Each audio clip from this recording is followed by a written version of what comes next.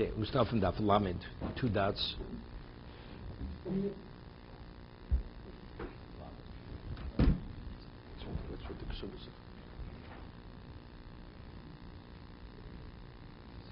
Okay.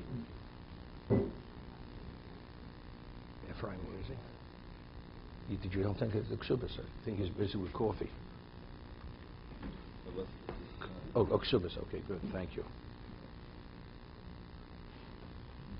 Hudi Omar. Ilo asina atlosin yomin levi gito. A person gives his wife a get, and he says to her that if I don't return within 30 days, the get should take effect. Okay? That's what he says. Also, poske mavro. He comes back, and he misses the ferry to take him across. So if not for the onus, it's interesting. There's a principle in onus rachmana patre. If a person is in a situation which is beyond his ability, there's no liability to that person. A person is not well, and because he's not well, he's not able to say Kriya Shema. There's no claim against him that he didn't say Kriya Shema. Because we learned, the Torah tells, we'll discuss it, what the source, if we say onus rachmana patre. The Torah tells us in parshas say that if a woman is raped, right, and although she's married, she's not an adulteress, there's no claim against her, and the Gemara and the Torah equates it to misha kamdav horgon nefesh, rotzcho nefesh. If a person is a murder victim, could you fault the victim for being murdered? So she's no less than a murder victim. So from here we say just as the murder victim has no choice because he's a victim, so she's also a victim. So from here we draw from this onus rachmana patre, that something which is beyond your ability, there's no liability to the person. Wait, that's for liability. But, the Chafetz Chaim writes that a person does tshuva, sins all his life does tshuva, and he does a proper tshuva. So although there may not be a claim against the person, but the question is, at the end of the day, what accrued over his life, other than the mitzvah of tshuva, in terms of factually he never put on tefillin, factually he never said Shema, he never observed Shabbos. So it's only to the degree that he did the mitzvahs. That's the only things. Those are the only things that can be accredited to his account. Other than that, so good. There's no claim. He's not going to get him because he corrected that. But factually, he didn't put on tefillin. You can't say it's as if he put on tefillin, right? So even when we say that the chov becomes a schus, person does tshuva mi'avo, we say that the sin becomes a schus. The schus is really it's the mitzvah of tshuva. It's not like he put on tefillin. Actually, he didn't put on tefillin. It's a question. Okay?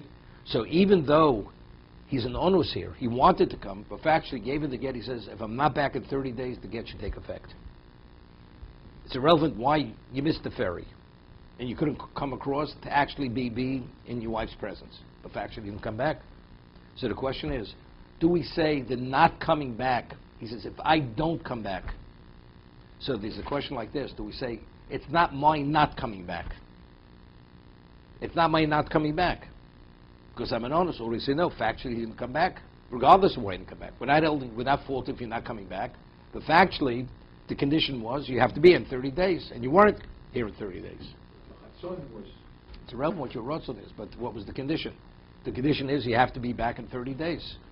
A person has to close a deal. And you have to put money down in 30 days, and you don't put the money down, regardless why. It's irrelevant. There was a whatever. It's an act of nature. The bank, we were supposed to get the loan. The bank president died. The president of the United States died. It's irrelevant why. The fact you didn't put the money down in 30 days.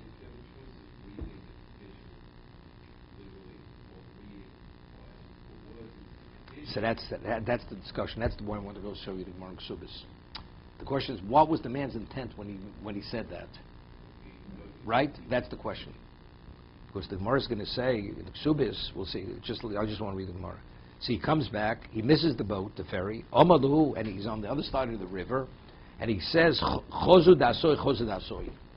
See that I've arrived. It's only I'm not able to get across because I missed the ferry. Oma shmuel lo shmei masya. If not considered that he came. Although it's an onus, it's something beyond his ability, and it's clear his intent was, and he would have if the circumstance wouldn't have turned out that way, doesn't make a difference. Lo shmas, if actually you didn't come. Okay? The Gemara says in Ksubis that in ancient times, if a man would marry a basula, so a virgin, there'd be a 12-month hiatus between the kedushin and the nesuin. A husband is obligated to support his wife, to feed her, clothe her, whatever it may be, to offer residence for her. So in 12 months, let's say she's ready, because you have to give her 12 months to prepare. He's ready, and he chooses to delay the wedding beyond 12 months. His financial obligation starts immediately after 12 months. Chazal say after 12 months, since you're supposed to marry her, you have to assume all the responsibilities of a husband. The financial obligation begins. So the Gemara says, what about if it's cholo? He becomes ill. So he's an onus. The reason why he's not getting married, because he's not able to, because he's not well.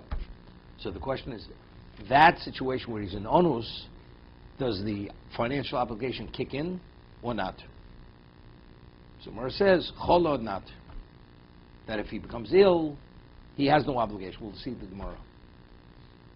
Because he's an onus. We don't attribute, it's only, so the question the Gemara gets involved with get. What about if it be a get, similar to the situation we're discussing now? He gives a get, and he says, if whatever it is, within 12 months, if I don't return, or if I die, or whatever it is, the get should be a get. Or shouldn't be a get, whatever it is, and an onus happens. Is it a get or not? As we say, onus regarding his financial obligation, that we don't attribute his not getting married to himself. It's not his choice. We don't attribute his not coming back or his not ability to meet the condition. We don't attribute it to him. So the Gemara over there says, Rabbi says, but regarding Gitten, we say yeshi. We say yesh onus begin. We say ain't onus begin, yesh onus. That way we'll discuss this. We'll see. We'll see it in a moment.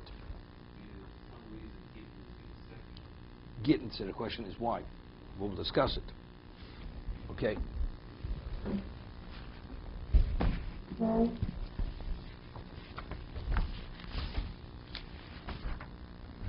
the changes, if the man says, in approximately 1 month, I will be back.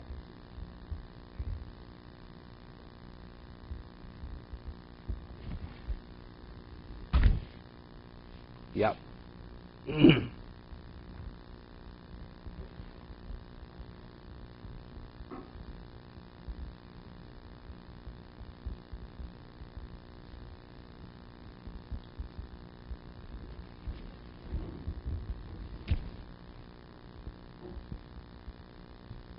So the question is, it says that after 12 months, if they didn't get married, it says she begins eating of his, and she eats truma.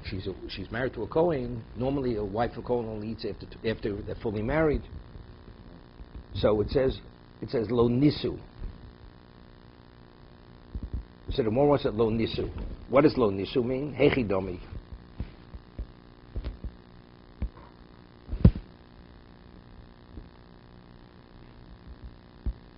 Yeah. Elo nisu hein lebailim. Tola hakova benoshim. Wait a second. So the Gemara says, Idu kamakvin inhi. If she's the cause of her not getting married, am I ochlos? No, there was kedushin, betrothal. There was betrothal. So if she's the one who's holding up the marriage, am I ochlos? Mishalov ochlos truma. Elav the isness. We're speaking about a case. It's beyond. There's an onus. Ki I gavno.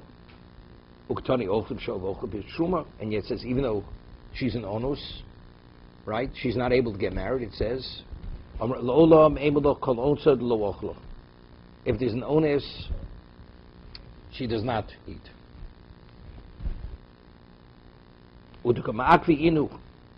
Meaning, if she becomes ill, she will not eat. He says, I'm ready to get married. You're the issue. Right? If you say you can't fault her, see, if you could fault her for not getting married, she chooses, she needs more time. He said, I'm not supporting you. I'm ready to get married, you're not ready to get married. But if, let's say, if 12 months come, she becomes not well, so you can't fault her. Therefore, nevertheless, you have to you have to support her. She's permitted to eat.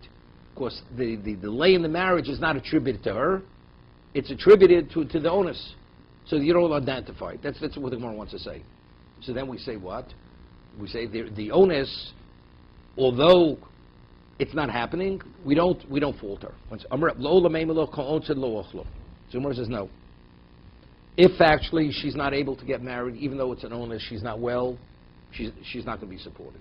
Because factually, the obligation only happens only if she's available to get married. It's irrelevant why she's not getting married. So why does it say over here that she does eat after 12 months? Inu. He's the one who's delaying it. He's the one who's holding it up. Ubedinu diboyle, let me see, lo noso. Okay, so the Gemara said that's the discussion. So Rav Ashi says there's no proof. Factually, if there's an ones, we say she will not eat. 1 second. So what do we say? There is an onus. Yesh onus. Regarding supporting, we reckon with the onus. We don't falter, and we don't attribute the delay to her not wanting to get married. Chazal said after 12 months, you have to start supporting her.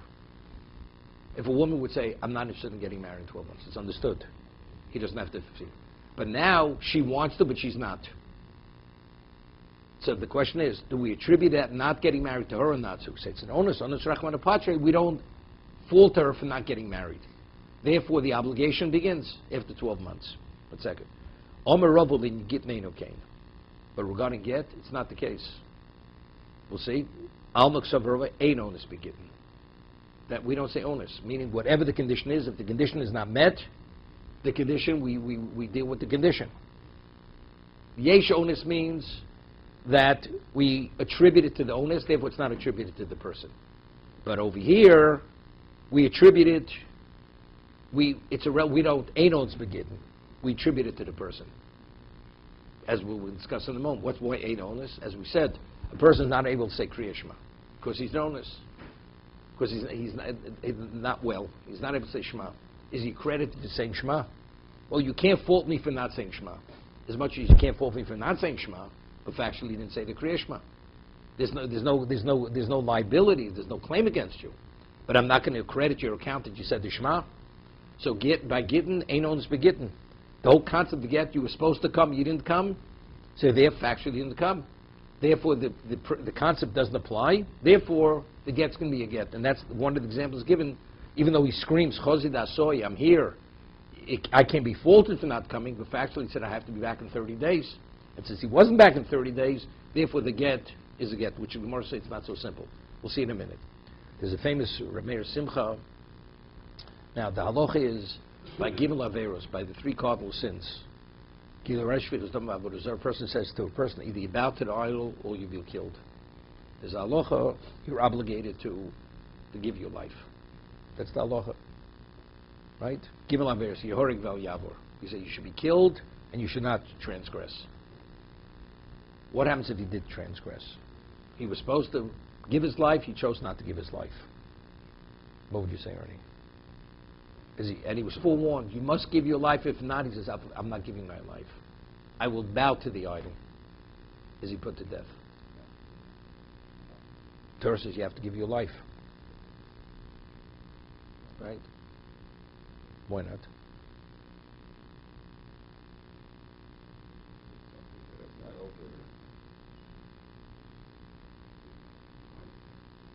No. The principle, onus rachman apatre, that principle is in place. Anything which is something which is you're forced to do, which is you're not in control of, meaning it comes as a result of coercion, that act is not attributed to you. The Torah says, despite that, I want you to give your life to sanctify my name. And this is the Psak of the Rambam. That even though the halacha is Yehorig Val Yavor, you must give your life because it says Nigdashti B'Soch B'nei Yisrael. I want to be sanctified among Jews, which is the 3 cardinals. But if he does not, the act is not attributed to him. Therefore, it's not considered as if he committed idolatry, as if he committed adultery, or if he committed murder. Right?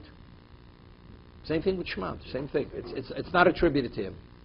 That's one psak in the Rambam. There's another psak in the Rambam rules, in Hilchos Yesodei Torah, if a person is deathly ill, and he's dying, and the doctor says the only way you could be remedied from your illness, you have to bow to the idol. And if you go and you worship this idol, you'll be remedied. You'll be alleviated from your illness. And he goes, and he bows to the idol, and he's forewarned. Rambam says he's liable for the death penalty. So Rameir Simcha asks, how do we differentiate between two cases? The first case is he's honest, he's dying. And the first case, he's not liable, although he should have given his life, because so the Rambam says, what did he violate in the first case? He violated Nashb himself in the Yisrael. Right? He did a Chil Hashem, he did not do a Kiddush Hashem.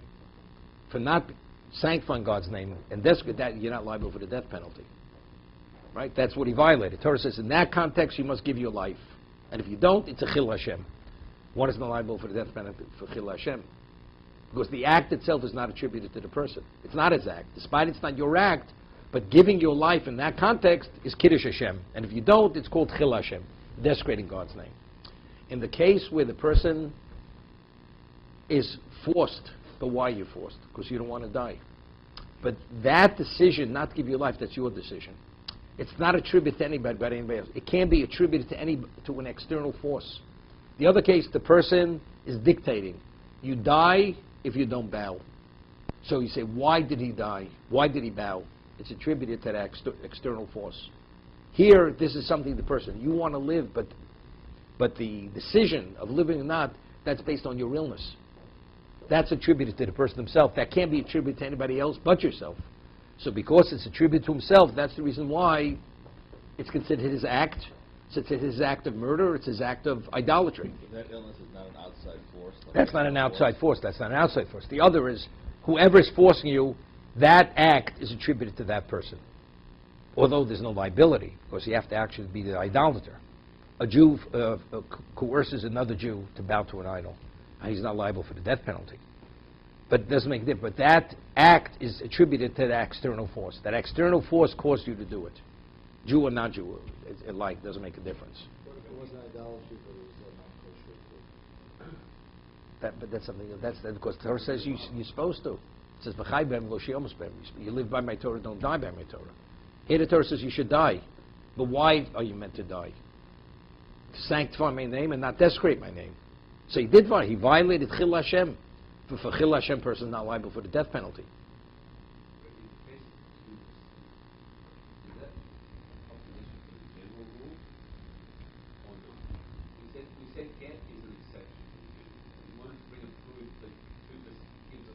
Well, I want to go through some of the cases here. But forget, if you're an onus, we don't attribute the not coming or whatever it may be to the onus. It's considered that the condition is in place. And if the condition is not met, the get is a get. So the Gemara says, Al-Muksov, this is Rava's statement. This means something didn't show up. Like he didn't show up. Then it gets the worse. So even though you can't attribute his not coming to him, right? This is where when he gets there, he's supposed to give it to her? He says, I will be, if I don't come back within 30 days. Oh, he gave it to her already. He gave it to her already. Right? Okay. Okay, he gave it to her. Okay. Or you have a case, we're going to have a case. The Gemara is going to want to say, person gives his wife a get, not that it should be retroactive. He gives her a get, and he says, if I don't return in 12 months, the get should take effect. And why? What? Not retroactive, not me'ach, regular case. Regular case, in 12 months, and the man dies before the 12-month period. And he has no children, and he has a surviving brother. So his wife falls to evil. There's no greater ones than death. Now, why is the get not a get in 12 months? He says, if I'm not back in 12 months, the get should be a get. Because they can't work then. Because a dead man can't give a get, right? Ain't get lachamisa. But he says, so the Gemara wants to deduce from there, it's only because he died, because ain't get lachamisa. But let's say he would have been ill, and he says, if I don't return within 12 months, it seems to be, there's the Gemara's question on Rava. How could you say that regarding get? We don't say ones, It seems to be only because the quotes a brisa. If a man says, if I don't return within 12 months, the get should be a get. In 12 months, if he dies, the get's not a get. And why is it not a get? Because they get lachamisa. Because a get can't take effect after a man dies. But it seems to be, but if it would be any other ones, it would be any other reason why not, the get, what? Will take effect. And she would not fall to evil. Same thing. That's the worst question on Rova. So illness without death seems to be the get would be a get. So how could you say illness? We say Eino Ones, be Gitten, that regarding Gitten, we say Enos Onus has no application. Here it says only because of death, because a dead man cannot give a get. But if it would be illness or any other reason why he couldn't be back, the get would be a get. That's the worst question on Rova. But you said with Kedushin, if it was the responsibility is going to take place. That's because that's a takona. Chazal said if the non-marriage is attributed to you, if you were negligent or you chose not to marry, then you don't have to. Then you have to support. Right. If it's illness, So we say because that's not attributed to you. It's not you've chosen not to marry her. is there a case now to get? Get doesn't make a difference. Same thing. Seems to, that's what we're deducing it. It's none. The get should be a get if I don't return within 12 months. And he died before 12 months. Ain't no get. And Rashi explains why ain't get lachamisa. A get cannot be a get if the man's not alive. It's supposed to take place in 12 months. He dies 6 months into the period. Right? His wife's a widow. Widow falls to Yibum. But what's going to be 12? Okay, it doesn't make a difference. Because she's a widow. So it says, Eino get, Mesud Eino get, Hochol Hariza get. But it seems to be, what do we have to say a chidush? What do we have to speak about? Dying, say a greater chidush. If in fact, even illness was saying the get is a get, say, even if he's alive, the get's a get. Kol shkein if he's dead, if he dies. So why does the Mishnah only speak about Mes Toch Yudeis Chodesh? You can change the rules. It's like it's a rule. There's no get after someone dies. So if someone doesn't show up, the get works. He gave her the get. The get should take effect if I'm not back in 12 months. Right. So even if he's an onus, why? And that's the point of it. The point of the condition is if he's onus or he doesn't come. I mean, if he doesn't come back. But he doesn't Say a greater chiddush. Say a greater. The Gemara says say a greater chiddush. If according to Rava, onus has no relevance to get, because factually you didn't come, right? Factually you didn't come. So what does the Mishnah tell me? The reason is because within a halacha context, the get cannot be effective because the husband's no longer alive. So even if he is alive, onus has no relevance. Dying is the most extreme level of onus, right? You can't come if you're not alive. But why is the get not a get? Not because you're an onus, but because you're not able to give get. So say, if illness is enough reason, the get is a get, where the get should be a get, should not be a get, so definitely if he dies, the get's not a get. So why does the Mishnah choose the case of where he dies? Say a greater chiddush, even where he becomes ill and he's not able to return. Wait 1 second. Right? V'dil mal'olam eim lo chola nami einu get. I'll tell you, chola is also not a get. So what's the chiddush? V'gufa kamashim. They get lachamisa. It's telling me the chiddush in get lachamisa. That a person, the get cannot take effect because a man cannot divorce a wife after he dies. We'll say it's not simple. Now, what is the reason? How do we normally learn? Why can't a person give a get after he dies? What's the reason? He's not married. Because, right? She's a widow, right? So she's a widow. She falls to Yibum, right? Rashi in Ksubas doesn't say that. Rashi in Ksubas says the reason why ain't get lachamiso because ain't a mesim megarshim. Because a dead man cannot give a get. When Torah speaks about a get being given, it's by a living person. Once he dies, he's not able. So they ask on Rashi, what are we saying? Ain't a mesim megarshim. Say a more simple reason. She doesn't need a get, right? There's nothing to terminate. If there's no marriage any longer, she's a widow, right? That's the question they ask on Rashi. So wouldn't the question be which one would take effect first? No, the get has to take place in 12 months. He dies before 12 months, and now there's a yavam. She falls to Yibum. Why does she fall to Yibum? Why is the get not effective? Because there's nothing to terminate. She has to terminate the marriage. So Rashi says, no, that's not the reason. Ein meis megarshim, because there says only a functional, a living human being is able to give a get. He's no longer alive. One second. So the Ketzos explains, Rashi, that was speaking about in a situation, why does a woman fall to Yibum if there are no children? And if she marries without chalitza, it's a Torah violation. Because there is a remnant of that original relationship which carries on even beyond his death. Right? If there's nothing to terminate, we understand. But if there's something to terminate, because it's only because of that linkage to the deceased, the brother performs Yibum, so why can't the get be a get even after he dies? He said the get should take place in 12 months. So at 12 months, whatever remnant was left should be terminated as a result of giving that original get.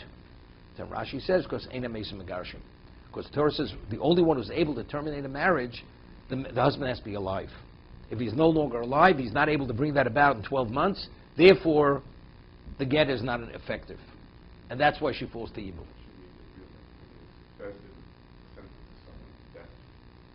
It's irrelevant why he dies. Irrelevant.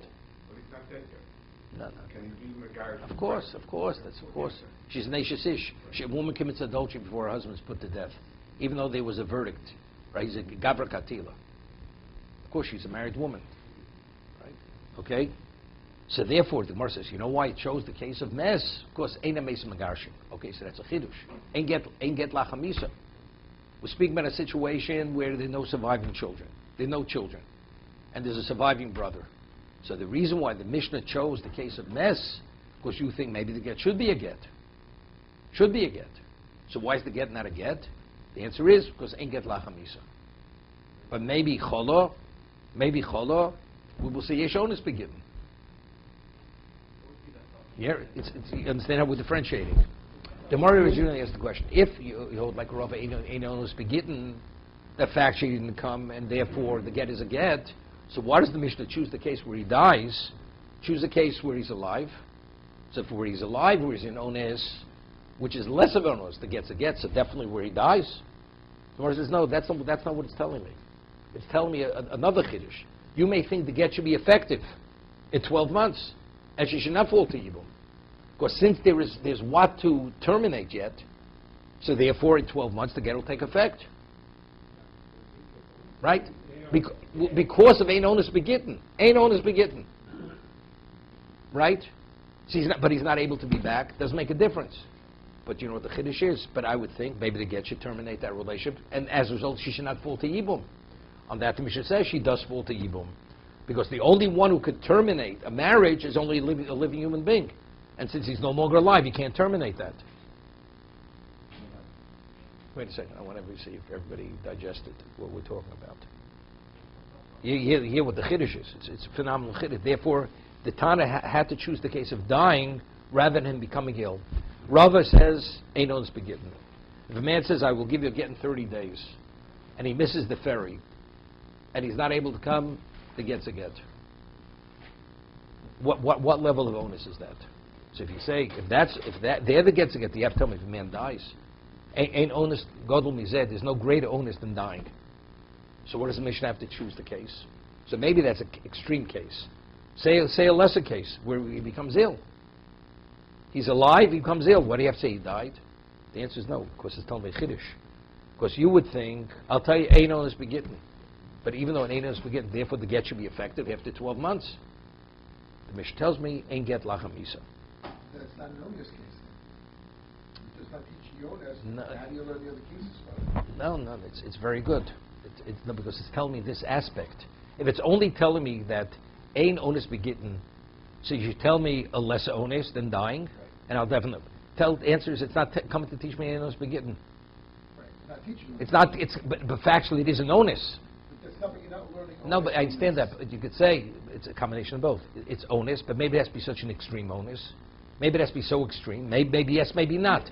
But that's not the emphasis. But that's not the emphasis of the Mishnah. The emphasis of the Mishnah is coming to teach me, factually, including that is Ein Onus Begitten.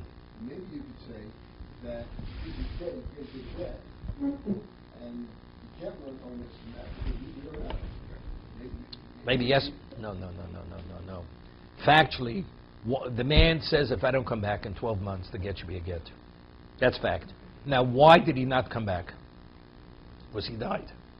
Let's say on his deathbed he says, I wish I could have come back, but because I'm dying, I'm not able to come back. The Mishnah says the get is not a get. He died. So the answer is because he died.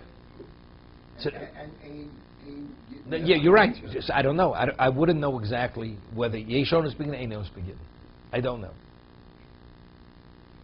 maybe you say if he hadn't died, maybe. No.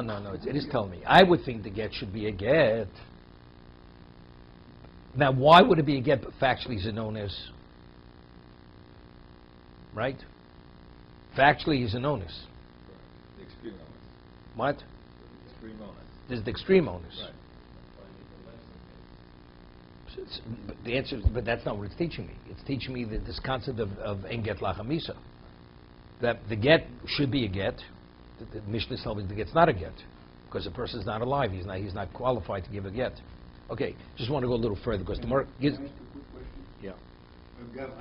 Gina, giving you get is to get. Yeah, that's what definitely.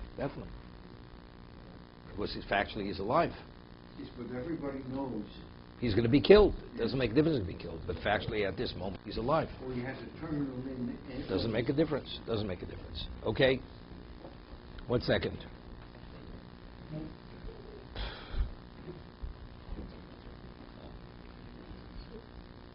Good, David. I still don't fully understand Rashi. So Rashi makes this, quote, cryptic comment, where you would think there's nothing to discuss here because a dead man cannot give a get. No. Not because dead man can't give a get. No, because There's the nothing to marriage is terminate. over. It's over. It's over. So how could you even contemplate a dead man giving a get? Because there's nothing to terminate. Exactly. That's the question on Rashi. That's the question. Right. So how do we understand Rashi? What we're answering is that there is what to terminate. Because Only in a narrow case. in a narrow case where there are no children. No children. So there is what to terminate, because the only reason why there's a linkage between the surviving brother and the widow is because there's a residue of that original relationship that's left over from the brother. So the get maybe should be able to terminate. You might think that. Correct. It should terminate it. Correct. But why doesn't it terminate? Wait a second. The reason is because, no. The Zika is only as Zika means the connection to the surviving brother.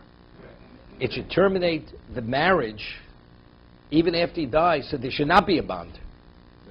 Not once Zika is in place, the only thing that could terminate that is Chalitza. Wait. No. The only thing that could terminate that, sever that, is Chalitza.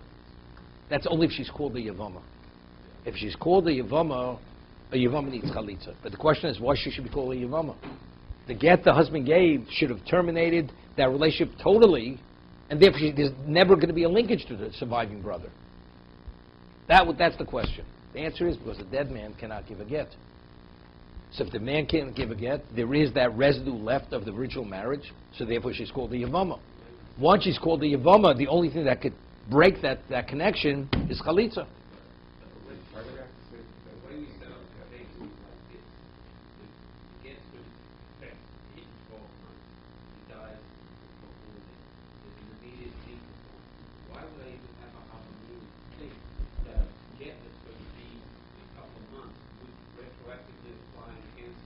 It's the same thing. No, because if we know what's coming down the pike, it's ultimately to be terminated. We have the case here of man gives a get. If you give me money at a certain date, the get's a get. If not, not. So the Gemara has a question in the Mishnah. What is she during that period of time? No. There's a question if she wants to marry somebody or she has relations with somebody. Is it adultery? So the same thing. If we know ultimately it's going to be terminated, we're not going to allow Yibum to take place. Okay.